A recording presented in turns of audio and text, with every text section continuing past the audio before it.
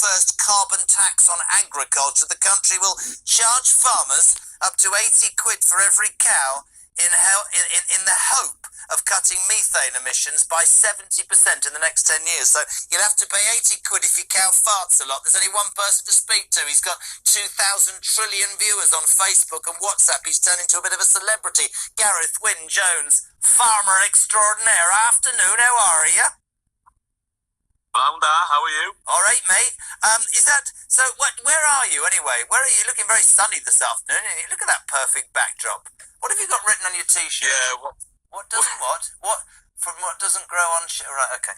Now listen. Denmark are introducing this thing where farmers will have to pay 80 quid for every cow in the hope that they cut methane emissions because cows fart a lot. What do you make of it, Gareth Wyn Jones?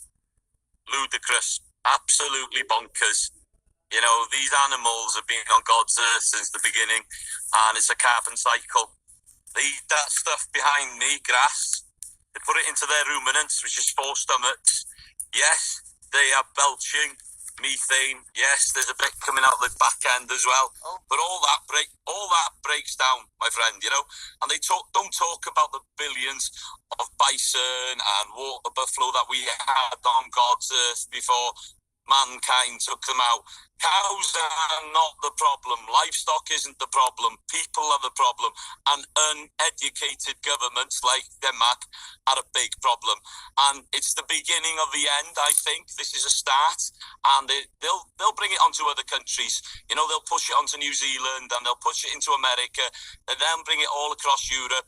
And then they'll bring it or try to bring it into the UK. Well, I won't be paying any tax on my cows and my sheep. I'll tell you that. I'll bloody eat them myself first. Brilliant. I was watching Clarkson, who hasn't, the farm, and I think he's done an amazing job for farmers. And I want to ask you a question. There is an election round the corner. Do you think successive governments have acted against the farming community in general? Gareth? Can I be totally honest with you? I don't trust any governments anymore. I don't have any faith in them. I don't think you'd be the only person saying that. Yeah, well, look. Farmers haven't gone on strike, but they've gone out to protest, and they're protesting across the world. You know, governments have got a problem with the people that are feeding them. And I've said this before, you know, you're going to need a farmer once, twice, or 3 times a day. You'll need a policeman, you'll need a doctor, you'll need an accountant a few times a year, but you're going to need a farmer every single day of your life. And it's about time these governments and these politicians began respecting what we do and start understanding that they need to start showing us a little bit more backing, getting behind British agriculture. I'll tell you something now, Jez, there is going to be food shortages worldwide. It's coming quickly. And do you know what? Shalom. I want to give all praise, honor, and glory to Yahweh Shema Shai. And that's like to get the honors to our teachers, the apostles, the elders, great most on, that taught us the truth according to the Bible well.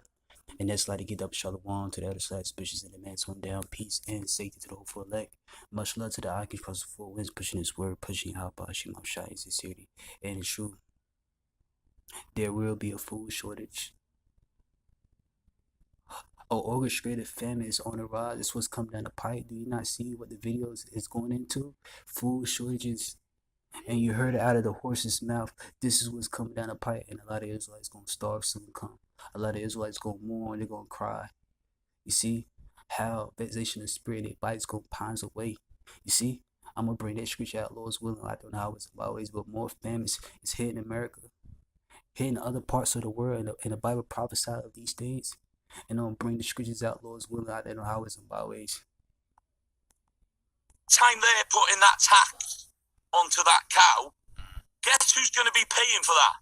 You know, public. Okay, it'll start with a farmer, but that beef then will go more expenses in your McDonald's, in your... I'm going to skip through it. Because he's going to say it again.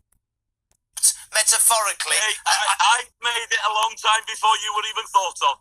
I don't think so, but anyway, it's very kind of you. I'm 59 next week, you miserable old man. Thank you very much to Gareth Wynne-Jones. Speaking actually from the heart about how successive governments have not put farmers first, and he made the really salient point. If you tax farmers, the latest Danish idea is to charge farmers 80 quid every cow to cut methane gases because they fart all the time. He's saying that might be all good for climate change and all this sort of rubbish, but the cost will go back to the taxpayer who needs to pay food. He said there's a warning that food shortage on the way across the world because governments do not look after farmers. Look, across the world, man. You see? You heard out of the horse's mouth. Food shortages are happening all across the world. It's in the UK. Look, it's coming over here to America. You could believe that, man. It's coming over here to the daughter of Babylon. You see? America, man.